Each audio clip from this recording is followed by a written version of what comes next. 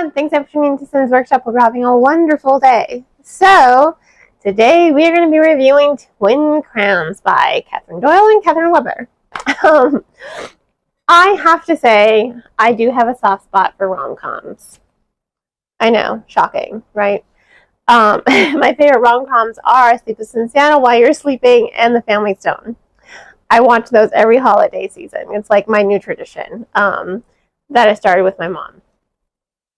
I love those movies. So I do like rom-coms, you know. I really do.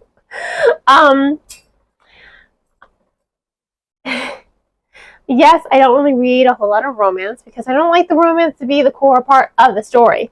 But this really was such a cute rom-com fantasy about two twin sisters separated at birth. So, it follows, sorry, I'm like still really congested. It follows Ren and Rose, twin sisters whose mother was a witch in their kingdom. And moments after they were born, both of their parents were murdered. Now, no one knew that the queen had given birth to twins. Ren's grandmother was able to sneak her out of the palace and across the desert to the home of the witches, where they all pretty much live in exile. And Rose grew up pampered in the palace. Now, that doesn't mean she's obnoxious. She's a sweetheart, actually. I love Rose. She's adorable. They really much are their namesakes embodied. I mean, Ren really is a Ren, and Rose really is a delicate Rose. But what I love about both of them is that they grow and they change. And they balance each other out because the story is following both of their point of views. I think I liked Rose's character development a little bit more just because she goes on a more extensive journey. I mean, this is a girl, pampered princess. When she finds out she's kidnapped by Ren's best friend Shen, also her new love interest, she goes from stomping her feet on the desert and saying, you take me home right now. Don't you dare talk to me like that. I am the princess. I mean, she's adorable. So she goes from that to learning more about her witchy origins. She learns more about the community of witches, and discovers that they are not evil and vile and are not responsible for the murder of her mother and father.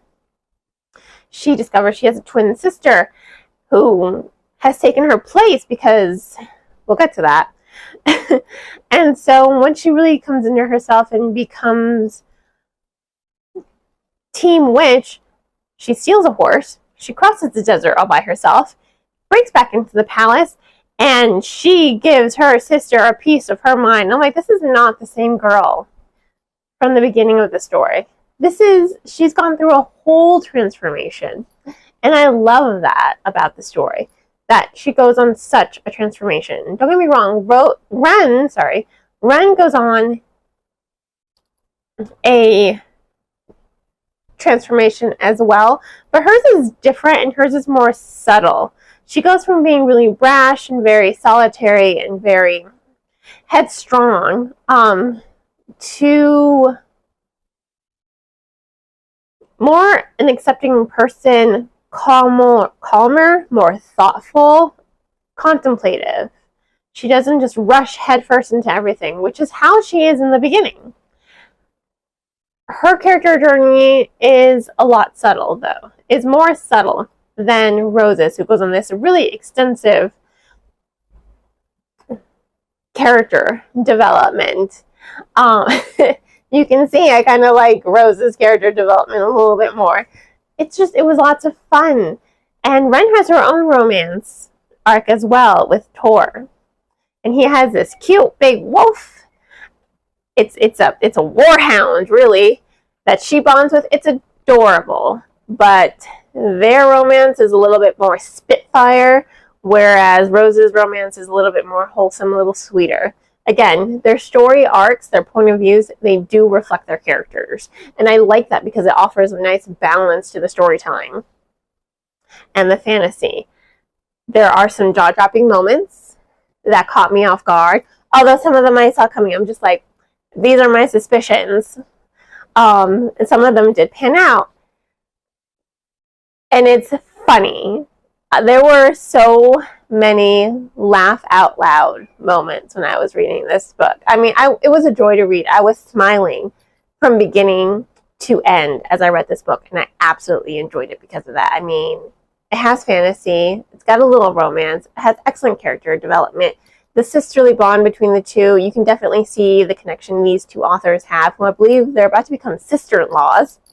You can see their relationship reflected in the story, and it's really sweet and it's really wholesome for that, and it's engaging as well when an author's personality and their love and their passion bleeds into the story. So I do have to give it a soft 4.5 off out of 5 stars. It really was a joy to read. I'm excited for book 2. I own book 2. I'm excited for book 3, which is coming out soon. Honestly, I highly recommend this novel. It's a lot of fun.